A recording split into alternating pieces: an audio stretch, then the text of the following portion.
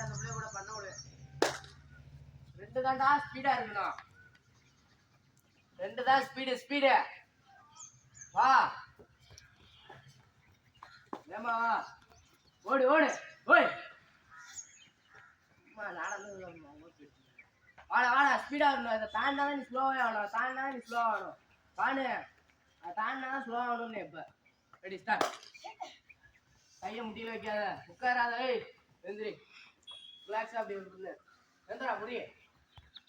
Okay, மூக்க வந்து அப்படி பண்ணு. ஓடு லாஸ்ட் பாரு. ஸ்பீடா ஓடு. ஒழுங்கா தெரியலடா.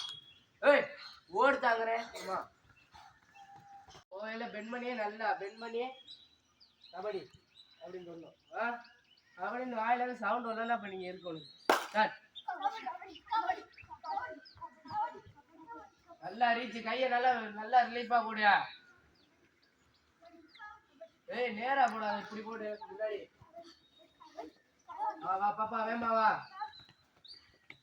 கைய இப்படி போறீங்க, இங்க எப்படி போறீங்க, இப்படி போடு.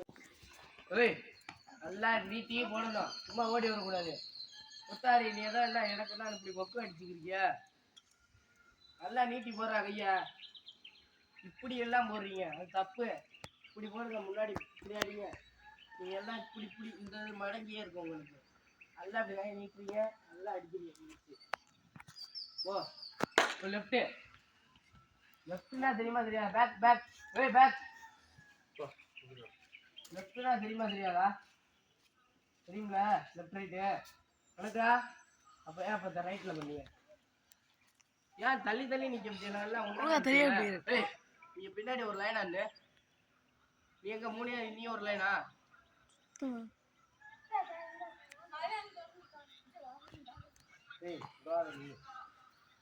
இங்கடா புரி தூங்கிட்டே இருந்தாலும் உட்காட்டி திரும்பி போகும் காலங்களுக்கு.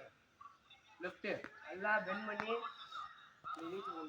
கபடி இந்த சவுண்ட் கேட்கணும். இப்போ கபடின்னு மட்டும் சவுண்ட் கேட்கமா இருக்கட்டும்.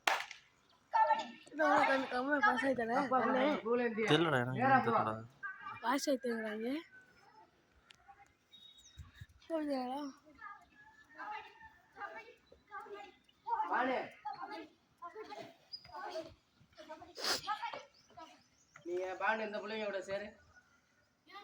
ஏனே வா, காதல அடிக்குவா பார்த்தானே எவ்வளோ ஆரம்பிக்கிறா.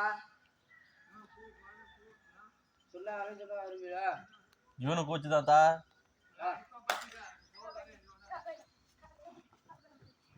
நல்லா கபடி பாடுத்தா.